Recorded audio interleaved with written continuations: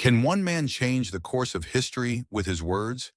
Can you imagine that a simple story about animals on a farm could shake the thrones of empires and expose the dictatorships of the world? From a fictional farm to a dark futuristic world named 1984, from a rebellion against the empire to a battle against lies and propaganda. This is not fiction, but the life of George Orwell, the pen name of a man who lived a life filled with contradictions, suffering, and a relentless insistence on telling the truth. Today, we will take you on a journey through the life of a writer who turned pain into art, truth into a weapon, and the pen into a revolution whose echoes are still heard today.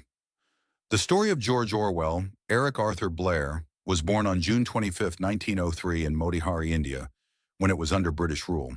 His father was a civil servant, working in the opium trade with China, while his mother, of French and English descent, grew up in Burma, where the family had commercial influence. Although he belonged to the upper middle class, Eric did not live a privileged childhood, but he grew up fully aware of what privilege meant in British society. In 1904, he moved with his mother and sister to England, while his father remained in India. He was a sickly child, suffering from lung problems that would haunt him for the rest of his life. In England, Eric began his education at St. Cyprian's School, where he showed early literary talent, but he endured cruelty and discrimination due to his family's financial situation.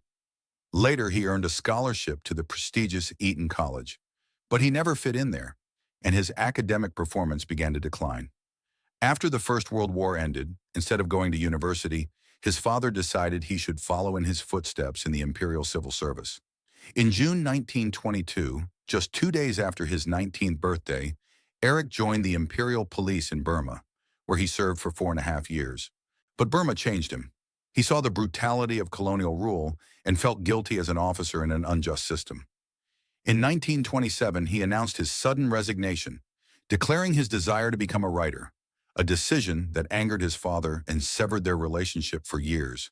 Back in London, he disguised himself as a beggar, living among the poor, writing about poverty and humiliation.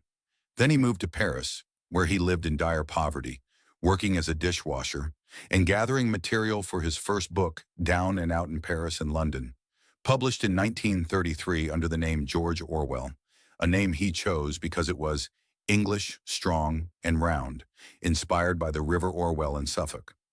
But fame did not come easily. He struggled with rejection from publishers, poverty, and failed relationships. Even his novel Burmese Days was initially rejected out of fear of libel suits, and it was published first in America. In 1936, he married Eileen O'Shaughnessy, and together they traveled to northern England to study the lives of the poor workers.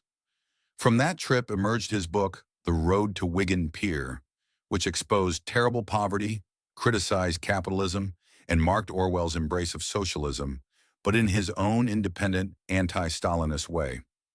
Then came the turning point, the Spanish Civil War.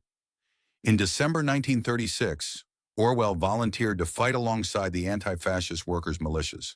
There he witnessed betrayal from within, as the Stalin-backed communist militias began suppressing the revolutionary left. In May 1937, he was shot in the throat by an enemy sniper and barely survived. But the deeper wound was political. He saw how revolutionary rhetoric could be used to justify oppression. He returned to England as a staunch anti-Stalinist and wrote Homage to Catalonia, which was rejected by most publishers because of its criticism of the Soviet Union. During the height of World War II, Orwell worked at the BBC, but he grew disillusioned with censorship and resigned in 1943.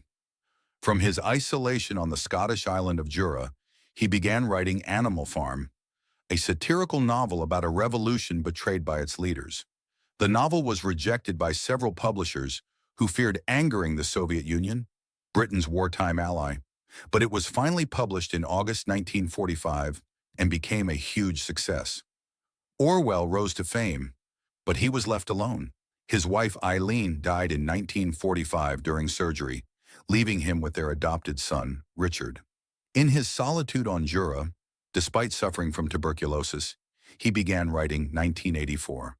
His dark vision of a future where the state controls everything, truth, history, and even the human mind, and where war is peace, where freedom is slavery, and ignorance is strength.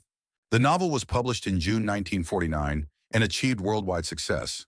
But Orwell did not live long to see its legacy.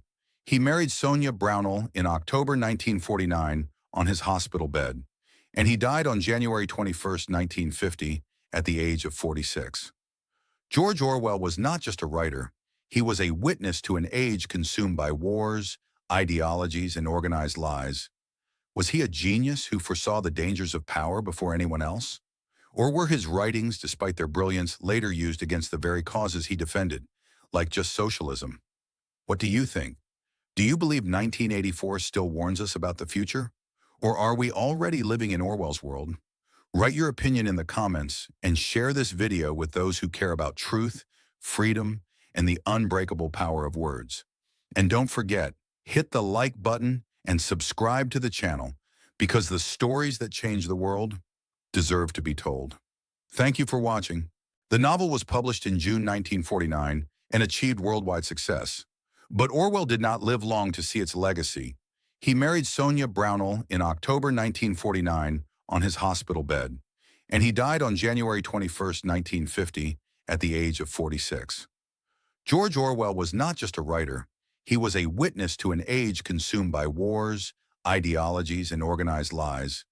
Was he a genius who foresaw the dangers of power before anyone else? Or were his writings, despite their brilliance, later used against the very causes he defended, like just socialism? What do you think? Do you believe 1984 still warns us about the future? Or are we already living in Orwell's world? Write your opinion in the comments and share this video with those who care about truth, freedom, and the unbreakable power of words. And don't forget, hit the like button and subscribe to the channel because the stories that change the world deserve to be told. Thank you for watching.